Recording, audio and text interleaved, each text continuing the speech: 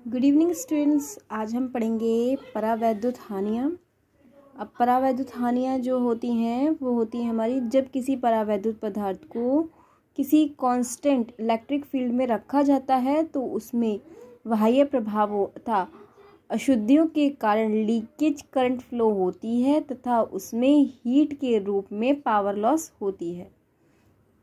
ये हमारा इसका डेफिनेशन है। उसके बाद मैं आपको फॉर्मूला बता देती हूँ।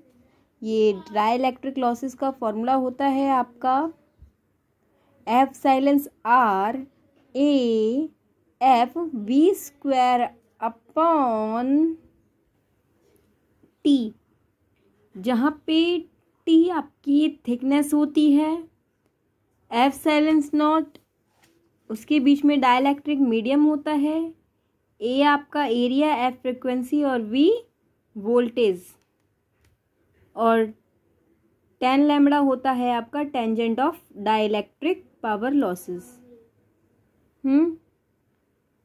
इसमें इसी फॉर्मूले के द्वारा हम सारे जो भी लॉसेस होते हैं वो हम निकाल लेंगे।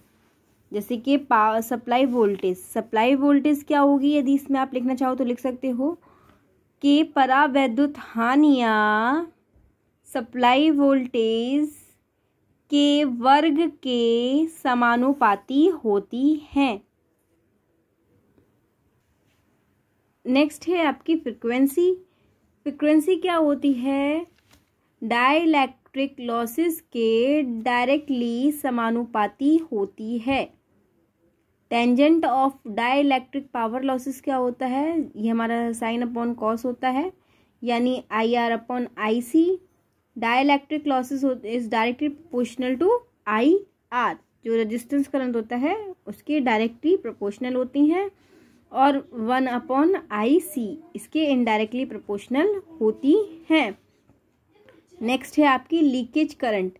डाइलेक्ट्रिक लॉसेस लीकेज करंट के डायरेक्टली प्रोपोर्शनल होते हैं। नेक्स्ट है आपकी कैपेसिटेंस करंट। कैपेसिटेंस करंट क्या होती है आपकी, डाइलेक्ट्रिक लॉसेस के व्युत्क्रमानुपाती होती है। नेक्स्ट है capacitance of capacitor. It is the directly proportional to dielectric losses. Next है आपका डाइलेक्ट्रिक कांस्टेंट।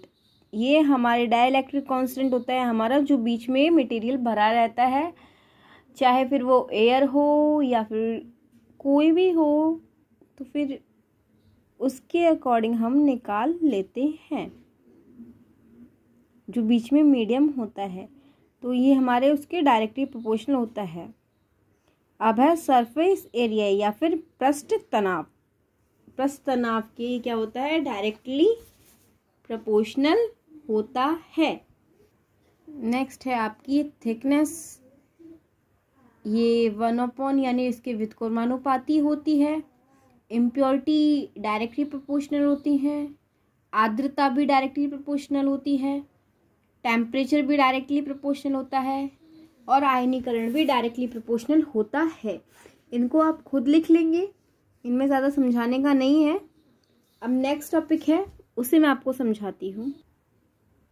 संधारित्र में विभव ऊर्जा तथा स्थैतिक ऊर्जा को एकत्रित करना। ठीक है, अब इसमें मैं हेडिंग पढ़ती हूँ। माना कैपेसिटर को एक सी देकर आवेशित किया जाता है, इसमें संधारित्र का विभव 0 से बढ़कर V हो जाता है, तो हमारा विभव क्या हो जाएगा, जो विभव होगा 0 से V बढ़ रहा है तो 0 + 2 विभव है। औसत मान निकालेंगे तो हम डिवाइड बाय 2 यानी कि V अपॉन 2। यदि हम C आवेश देकर इसको आवेशित कर रहे हैं तो फिर W बराबर V अपॉन 2। यदि Q चार्ज दे रहे हैं तो इसमें Q की मल्टीप्लाई कर देंगी, यानी कि W बराबर V अपॉन 2Q, जहाँ पे Q हमारा होता है CV। अब Q बराबर हम CV पुट कर देंगे तो हमारा आ जाएगा हाफ CV स्क्वायर। ठीक है, नेक्स्ट है हमारा U बराबर half Q square upon V। इस फॉर्मूले के थ्रू हम ये दो फॉर्मूले निकाल लेंगे। अब नेक्स्ट हम इसकी नेक्स्ट लेक्चर में पढ़ेंगे।